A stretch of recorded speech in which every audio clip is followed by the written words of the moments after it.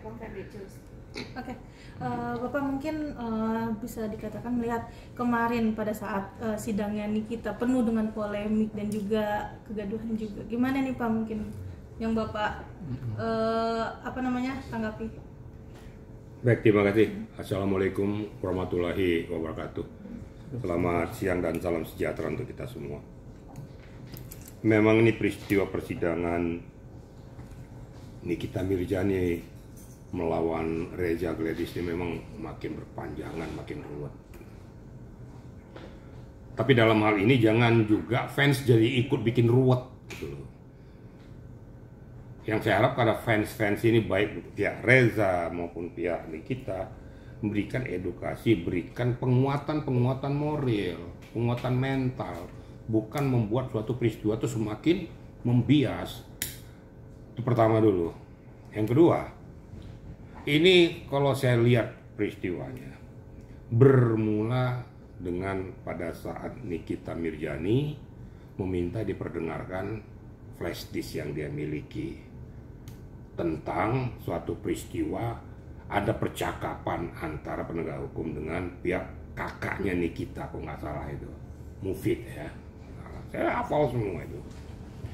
Nah, sangat disayangkan harusnya pada saat itu diminta oleh Nikita, pihak majelis hakim ataupun di agenda persidangan, kalau memang tidak bisa diperdengarkan, pada saat itu diberikan kesempatan untuk bicara bahwa nanti akan ada waktunya. Itu yang pertama sekali loh ya, akibat awal mula kisruhnya.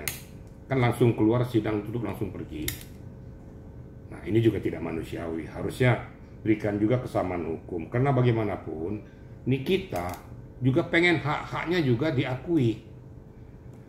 Karena dia kan sekarang jadi terdakwa. Jadi terdakwa dia juga pengen membela dirinya dong. Setidak-tidaknya dia bisa meringankan peristiwa yang menerpa dirinya. Atau setidak-tidaknya meringankan hukumannya bahwa saya lakukan ini bukan ansih saya pribadi, tapi ada campur tangan orang-orang tertentu. Bahkan yang ada di dalam flashdisk ini, yang saya tidak mau membahas karena saya belum mendengar, walaupun saya sudah dengarkan dari rekaman yang bocor di media, nanti saya akan bahas itu. Nah ini kan dari awal ini. Maka saya katakan pada sidang berikutnya saya mohonkan, saya minta lagi bahwa Nikita dengan kuasa hukumnya untuk membuka kembali, minta permohonan ke pengadilan. Nah di situ dijawab oleh majelis hakim, ya nanti ada waktunya akan kita perdengarkan. Nah disinilah terjadinya kontradiktif itu, memaksa harus diperdengarkan, ini juga salah, nggak boleh. Seluruh agenda persidangan, perjalanan persidangan adalah kuasa daripada majelis hakim, tidak boleh diintervensi oleh siapapun. Seharusnya tunggu aja. Yang penting satu ketika tiba waktunya aja pembuktian diberikan kepada dia, itu harus diperdengarkan. Nah inilah awal mula kekisruhan itu mulai terjadi ya, itu yang pertama dulu ya. Kemudian yang kedua, tentang adanya tanya jawab antara JPU dengan Doktif, kan begitu. Nah mungkin ada beberapa hal yang disampaikan oleh Doktif terus diinterupsi oleh JPU. Seharusnya ini kita nggak perlu ikut. Kenyataan ajang tanya jawab antara Doktif dengan JPU. Ya ini aja harus bicara, nggak usah masuk di sana. Ini kesalahan di situ, nggak boleh. Nah, saya lihat juga, saya berharap juga kepada kuasa hukum Nikita dan Nikita sendiri. Kalau yang mau dihadirkan ke sidang pengadilan itu saksi-saksinya, kemungkinan saksi ada chart atau saksi yang lain. Hal-hal yang berhubungan dengan substansi permasalahan yang berkaitan dengan 369 ayat 1 Junto 55 itu dan TPPU. Ini yang dihadirkan, saya nggak tahu lah siapa itu, dihadirkan tuh yang berbicara tentang masalah produk. Ini kan jadi bias. Yang dibicarakan harusnya bagaimana peristiwa ini bisa meringankan Nikita. Peristiwa substansi pokok, materi pokok perkara. Bukan berbicara dengan produk ini ilegal, BPN. Nggak ada hubungannya, nggak menyentuh kepada aspek pokok. Nah ini sangat disayangkan. Harusnya dia berbicara bukan itu, bukan masalah produk. Bicara tentang peristiwa terjadinya dugaan tindak pidana pemerasan dan pencucian uang ini. Bagaimana posisi Nikita supaya minimal bisa diringankan, syukur-syukur bisa dibebaskan. Bagaimana peristiwanya? Ternyata memang pemberian ini karena rasa pertemanan, tidak ada indikasi di belakangnya. Ini yang harus diceritakan. Contoh adoptif. Siapa sih? Oki. Pihak Reza mengatakan kan ada bahasa tuh, ya sudah kau hubungi aja, lo sumpah aja mulutnya kan ada. Nah ternyata di agenda persidangan tidak diakui oleh Dr. Oki. Berkali-kali dihubungi si Reza, tapi saya tidak ada hubungannya ke situ, silakan ke Mail saja kan gitu. Nah nanti kan ada jejak digital. Jejak digital apa berupa WA, berupa screenshot segala macam. Kalau ternyata tidak sesuai dengan apa yang dikatakan Dr. Oki, ya, karena itu tidak bisa ditutupi, akan muncul. Berarti dia memberikan keterangan palsu. Macam-macam nih irisannya. Berarti apa yang kau sampaikan di agenda persidangan tidak sesuai dengan apa yang disampaikan oleh Reza. Siapa yang bohong di antara kedua belah ini? Digital forensik akan menentukan nanti. Karena akan kelihatan nanti percakapan, bukti WA, pasti akan ada yang tertinggal. Jadi saya lurus-lurus saja gitu loh ya. Jadi saya harapkan untuk kedepannya itu supaya kuasa hukum daripada Nikita hadirkan orang-orang yang bisa meringankan beban daripada Nikita. Jangan jadi berbeda, jadi lari. Jadi kalau boleh saya katakan sepertinya cari selamat gitu loh. Saya nggak ada urusan, saya urusan masalah produk aja. Lah untuk apa kok dihadirkan di situ? Dihadirkan di situ untuk membuka Pandora bagaimana peristiwa daripada 369 ayat 1 Yunto 55 ini terjadi. Bagaimana peristiwa berpindahnya uang ini yang 4 miliar ini dari Reza ke Nikita melalui Mail. Ini yang harus diluruskan sehingga Nikita terlepas bebannya gitu loh. Nah, kalau gini kan sama aja Nikita tidak ditolong juga. Untuk apa?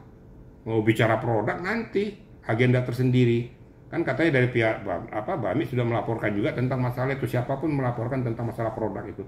Nah disitulah kau buktikan bahwa produknya itu nggak benar dan lain sebagainya. Tapi tidak ada relevansinya dengan materi pokok perkara yang sedang disidangkan. Paham nggak kira-kira media ya? Gitu kira-kira ya. Oke, Pak Irjen, kedua Pak Irjen. Bagaimana sikap perlakuan JPU terhadap Nikita, Pak Irjen? Kemarin yang sempat memvideokan Nikita itu, apakah boleh di persidangan untuk melakukan itu, Pak Irjen? Nah, terima kasih. Kau bertanya saya tanya kembali kamu. Saya balikin. Ada nggak larangan daripada orang untuk memvideokan tuh? Kemudian apakah ada ketentuan di undang-undang mengatakan cuma hanya media bisa meliput? Ada nggak kira-kira? Nggak ada. Dia JPU loh. Ya. Ini di agenda persidangan. Jadi jangan dibelokkan pokok permasalahan. Tujuan daripada JP untuk memvisualisasikan itu untuk melihat ini loh peristiwanya supaya jangan ada orang nanti memutarbalikkan fakta. Ada buktinya bahwa peristiwa ini pada saat ini terjadi seperti ini. Bagaimana peristiwanya pada saat Nikita mau diborgol atau dipasangkan rompi tahanan. Kemudian peristiwa terjadinya debat mulut adu kusir di pengadilan. Itu tujuan JPU adalah untuk konsumsi hukum. Nah, kalau ditanyakan kenapa kok JPU ini, saya tanya, kok kau nggak bertanya pengunjung yang memvideokan itu? Benar nggak mereka? Ada nggak ketentuan undang-undang yang mengatur? Nah, jadi saya akan luruskan juga pokok masalah. Jadi masalah itu jangan dipersempit hanya untuk memojokkan posisi JPU. Saya nggak ada kepentingan dengan JPU. Pada saat JPU salah aja gitu loh. Nah, itu bagi saya seperti itu. Jadi jangan itu dipolitisir, Maka saya katakan kalau empati yang betul-betul membangun, jangan empati fans buta. Harus kita juga melakukan pendekatan hukum, harus juga melakukan pendekatan secara manusiawi. Jadi tidak hanya menghantam orang tapi tidak punya dasar. Jadi itu nggak ada hal yang tabu di situ. Yang saya harapkan di sini adalah kalau memang betul JPU bisa menerapkan itu, bagaimana cara mengkonternya? Itu yang harus dilakukan oleh kita. Karena kan sudah terjadi, sudah berjalan. Nah, kalau ada bukti rekaman itu, nah itulah nanti akan dibuktikan. Kan isinya itu kan masih saya masih ingat isinya itu tidak ada kata-kata suap. Tapi ada kata-kata yang mungkin jadi prediksi orang mengarah ke sana. Contoh, tingginya kan udah saya kunci, kan begitu. Tinggal dirnya nanti kita atur lah bagaimana supaya ini bisa berjalan dengan baik. Nah, diminta keterangan Mufid itu, kakaknya itu, maksudmu itu petingginya itu udah dikunci, tinggal diatur segala macam. Apa substansinya? Apa artinya? Harus kau jelaskan. Dikunci model apa? Pakai apa dikunci? Apakah pakai bahasa atau pakai dengan cara-cara yang lain? Itu yang harus dibongkar. Nanti akan ketahuan titik Pandoranya bahwa memang terjadinya suatu peristiwa. Peristiwa apa? Belum bisa saya ngomong. Saya kalau ngomong sebagai orang hukum, sebelum ada data bukti fakta, saya tidak boleh berbicara. Karena saya akan mendahului hukum. Kan begitu. Tapi yang sangat saya sesalkan, ya, ini sudah beredar di publik, di medsos. Hati-hati loh. Menginformasikan data seseorang atau data institusi secara ilegal, ya, melalui media massa, kena undang-undang ITE. Ingat Yoko? Dia mainkan di medsos, kena dia masuk sekarang di Salemba. Kalau memang mau melakukan hal tersebut melalui media hukum, oh, hukum nggak bisa saya percaya nanti, kau lihat saja. Betul nggak diperdengarkan? Kalau nggak diperdengarkan kita tuntut. Minta kepada tertinggi bawah dari Mahkamah Agung, kenapa saya dikebiri? Kenapa saya dianaktirikan? Saya tidak boleh membela hak saya. Ini kita berhak untuk itu. Jadi ada waktunya gitu, Pak? Ada waktunya, kan hakim sudah ngomong. Nanti ada waktunya, waktu ajang pembuktian. Nah, di situ diberikan kesempatan ini kita buka selebar-lebarnya. Minta pertanggungjawaban daripada isi presisi, apa maksud daripada orang yang merekam ini menyatakan dikunci petinggi-petingginya, kemudian dirinya kita atur segala macam, nanti dibongkar. Dan saya mohon dengan sangat kepada pengacaranya maupun di kita, kejar itu maksud tujuan kata-kata daripada yang merekam itu. Nah, kemudian gunanya untuk merekam itu untuk apa? Kejar juga. Yang jadi pertanyaan yang harus diantisipasi, nih kita dapat rekaman itu dari siapa? Ini hati-hati loh. Ini kan rekaman ilegal. Nah, saya monitor, Pak Bami sudah melaporkan ke Polda Metro Jaya, ke cyber, sudah naik ke tingkat penyidikan. Jangan main-main, hati-hati nih. Nanti akan diminta bukan hanya kepada yang menyebarkan berita ini, terus saya mendapatkan berita ini juga dikejar. Jangan sembarangan bermain hukum lah, ya. Jangan bermain-main dengan memvisualisasikan melalui media massa atau medsos. Akan berdampak tertuang kembali pada kita kalau tidak melalui etika prosedur. Gitu loh kira-kira media, ya. Oke Bapak, ini kan dengan adanya sidang kemarin juga kan banyak netizen yang bisa dibilang tuh cukup menyayangkan dengan perilaku dari sang JPU yang tadi sempat disebutkan, yaitu merekam dan juga menginterupsi penjelasan dari saksi. Gimana nih Pak, mungkin Pak? Kalau dari itu kan agenda persidangan. Kau boleh-boleh saja menurut alam pikirmu. Wah, ini sangat saya sayangkan menurutmu. Kan bukan menurut hukum. Hak kewenangan JPU untuk memberikan tanggapan atau mempertanyakan kepada si saksi ini supaya lebih jelas peristiwanya. Kalau berkeberatan si saksi atau siapapun, itu mintanya ke yang mulia. Mohon izin yang mulia, bahwa pertanyaan ini sudah tidak mendasar, tidak menyentuh kepada aspek hukum. Bukan hantam nyerang ke sini, kan ada mediatornya, majelis hakim. Terus datang ya mohon maaf aja. Ini kita nudi-nudi, nggak boleh itu.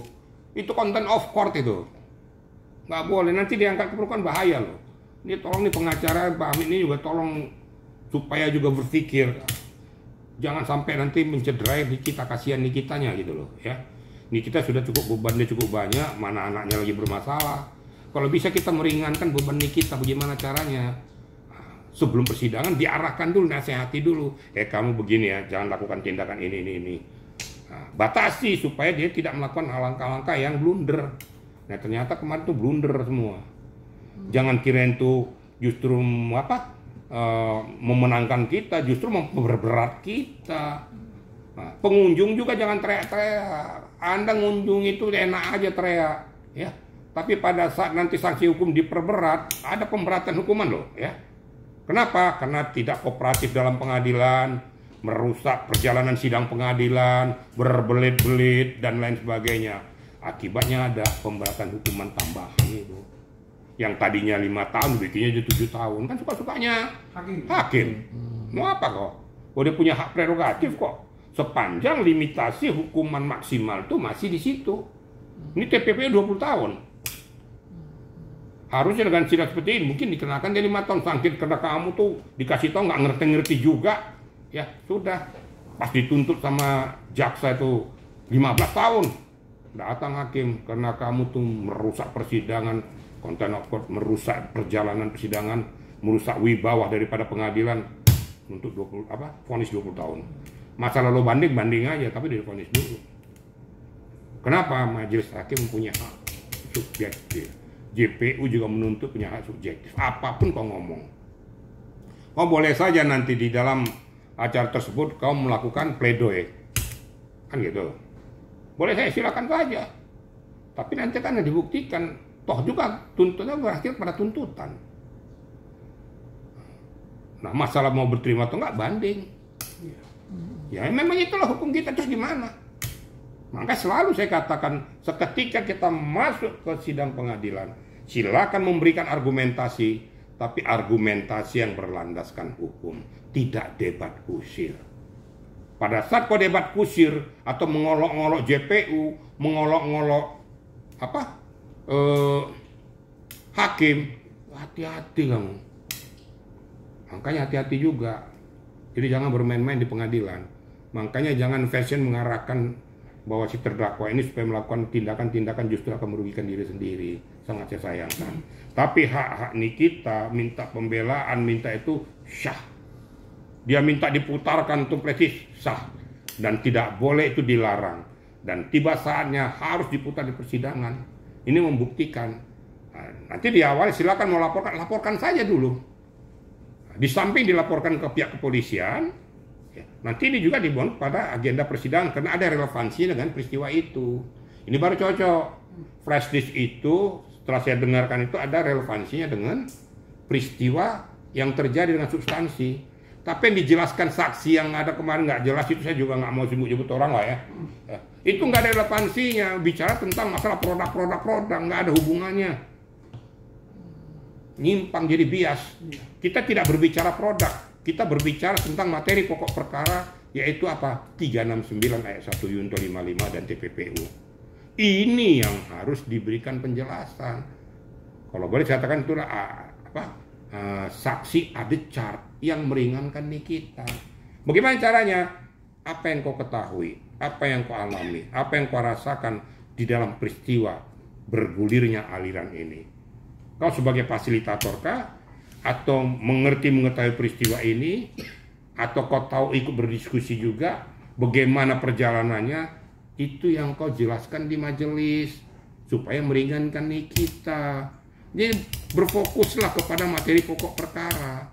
Kalau masalah produk ini, nanti kau laporkan tersendiri. Ada agendanya lagi. Bahwa ini telah melanggar undang-undang kesehatan. Telah melanggar kelayakan dari BPOM, layak dilakukan langkah tindakan hukum yang merugikan orang banyak, masyarakat ataupun konsumen, kena dia undang-undang perjanjian konsumen. Nah, kalau memang sudah disita atau diperiksa oleh BPOM, kena berikan sanksi hukuman berat loh tuh, ya. Kemudian uang hasil kejahatan tuh bisa disita untuk negara. Nah itu, tapi tersendiri gitu loh. Jangan digaduk-gaduk gitu loh. Biar dipahami oleh fans gitu ya.